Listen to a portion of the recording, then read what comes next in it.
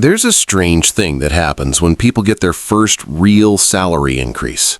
They feel relief, like they've finally made it, like the financial pressure is about to lift. But 6 months later, they're still living paycheck to paycheck, sometimes worse than before. And the confusing part? They're making more money now. In the United States, the median household income is around $75,000. In many European countries, it hovers between 35,000 and 50,000 euros, depending on the region. These aren't poverty wages. These are middle-class earnings, comfortable on paper. So why does it still feel like there's never enough? Today, we're going to walk through something I call the $60,000 salary trap. It's not about budgeting harder or cutting out your coffee. It's about understanding a pattern most people don't even realize they're stuck in. And once you see it, you can't unsee it. Let me introduce you to Alex. Alex is 28, lives in a mid-sized city in the U.S., let's say Denver or Charlotte or Austin. Could also be Amsterdam, Lyon, or Manchester if we're thinking Europe. The details change, but the story doesn't. Alex just got a promotion. Salary jumped from $48,000 to $60,000 a year. That's a 25% raise. Significant. Life-changing even. Here's what that looks like after taxes. In the U.S., after federal and state taxes, that $60,000 becomes roughly $45,000 net. That's about $3,750 per month. In Europe, depending on the country, you're looking at somewhere between 2,200 and 2,800 euros per month after taxes and social contributions. We'll use $3,750 for this example, but the logic applies everywhere. So Alex now has $3,750 hitting the bank account every month. Let's see where it goes. Rent or mortgage, $1,400. Not luxury, just a decent one-bedroom apartment or a small place outside the city center. Car payment, $450 a month. It's a reliable car, nothing flashy, maybe a Honda, a Toyota, or a used Audi in Europe. Financed over 5 years at a reasonable interest rate. Insurance, gas, parking, and maintenance, another $250. That's $2,100 gone. We're at $1,650 left. Student loans, $300 a month, average in the U.S. for someone with a bachelor's degree. Phone, internet, and utilities, $200. Groceries and food, $400. Cooking at home most nights, occasional takeout. We're at $750 remaining. Now, the softer stuff. Gym membership, streaming services, maybe therapy or wellness apps, a night out with friends twice a month. New work clothes, because the job has expectations now. Another $400 conservatively. We're down to $350. Credit card minimum payment from last year's expenses, trip to a wedding, emergency car repair, holiday gifts, $150. That leaves $200. $200 of discretionary income per month on a $60,000 salary. Now here's what happens next. Alex feels stuck. There's this vague sense that something should feel different by now. The salary went up, the title changed, but financially, it's the same tightness. So what do most people do? They assume the solution is more income. If I can just get to $75,000, then I'll have breathing room. And maybe they do. A year later, another raise, another promotion. But here's the thing, expenses rise with it. The $1,400 apartment starts to feel cramped. Alex moves to a $1,700 place. Nicer neighborhood, closer to work, makes sense. The car lease ends, time for an upgrade. Now it's $550 a month. Still reasonable. Everyone at work drives something similar. More income, more expectations, from yourself, from others. This is called lifestyle inflation, but that term makes it sound optional, like it's a choice people consciously make. It's not. It's a response to a system that's designed around it. Because here's the part nobody talks about. Your lifestyle is not just about you. It's about the people around you, the city you live in, the job you have, and the culture you're swimming in. When everyone around you is financing a certain kind of life, that becomes the baseline, not the upgrade. the baseline. And the moment your income increases, the market is ready. The apartment complex has a nicer unit, the car dealership has better financing, the credit limit goes up automatically.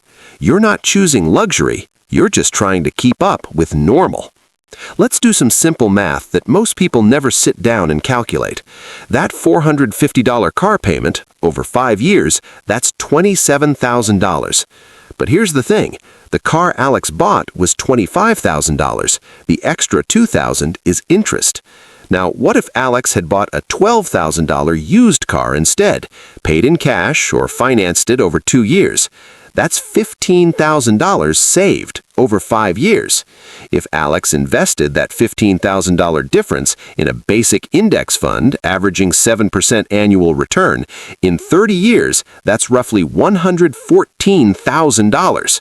One car decision, 6 figures of future wealth. Let's talk about rent. $1,700 a month versus $1,400. That's $300 difference. Seems small. Over 5 years, that's $18,000. Invested the same way, that's $137,000 in 30 years. I'm not saying live in a bad apartment or drive a terrible car. I'm saying the difference between good enough and slightly better is often the difference between financial freedom and lifelong tightness. And most people never run these numbers. They feel the monthly payment. They don't see the decades. So why do intelligent, educated, hard-working people fall into this trap? It's not stupidity, it's psychology. First, relative comparison. Humans don't measure success in absolute terms. We measure it relative to the people around us. If your coworker just leased a new car, your 3-year-old sedan suddenly feels old, even if it runs perfectly. If your friend just moved into a modern apartment with in-unit laundry, your place starts to feel like a downgrade, even if it was fine last month. We don't compare ourselves to where we were. We compare ourselves to where others are. Second, the illusion of affordability. Monthly payments make everything feel affordable. Can you afford $450? Probably. Can you afford $27,000 right now? No. But you're still spending $27,000. It's just hidden in time. Financing is a psychological trick. It turns large, painful numbers into small, manageable ones, and our brains are terrible at seeing the cumulative cost. Third, the income mirage. When you get a raise, your brain registers it as extra money, surplus, bonus. But your expenses don't think that way. They see it as new normal. Your rent doesn't care that you used to make $48,000. It only cares what you make now. And once you upgrade your lifestyle, it's nearly impossible to downgrade without feeling like you're failing. That's the trap. Not that you're spending irresponsibly, but that every increase in income gets immediately absorbed by increases in expected lifestyle. You're running faster on the same treadmill. So what do people who escape this cycle do differently? They don't have secret investment strategies. They're not extreme minimalists. They just have a different mental framework. First, they lag their lifestyle behind their income. When they get a raise, they don't immediately upgrade. They let the gap sit there for 6 months, a year even. They get used to seeing extra money in their account, and that changes how they think about it. It's no longer extra, it's optionality, freedom, future security. Second, they buy time, not things. A financially intelligent person doesn't ask, can I afford the monthly payment? They ask, how long will I have to work to pay for this? That $27,000 car, if you make $60,000 a year and take home $45,000, that car costs you roughly 7 months of your working life. 7 months of waking up, commuting, meetings, deadlines, just to own that car. Suddenly, the $12,000 car sounds pretty good. Third, they automate the gap. The moment income increases, they increase their savings rate automatically. Not by feel, not when there's money left over. Immediately, automatically. Because they know that if the money touches their checking account, lifestyle inflation will find it. They're not more disciplined. They just don't trust themselves. And that's smart. Here's the part that's hard to hear.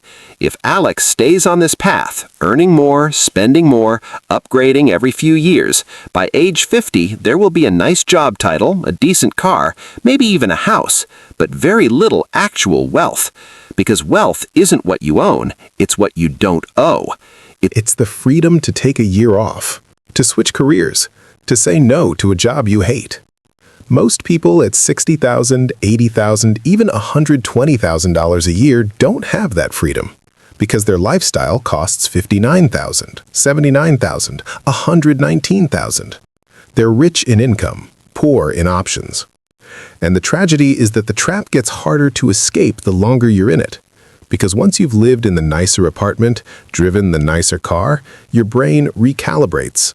Going back feels like failure. But it's not failure, it's clarity. So if you're watching this and you're earning a decent salary but still feeling financially tight, you're not broken. You're not bad with money. You're just caught in a system that's incredibly good at absorbing every dollar you make. The way out isn't earning more, it's seeing the gap between what you earn and what you spend as the most valuable thing you own. Because that gap is your future.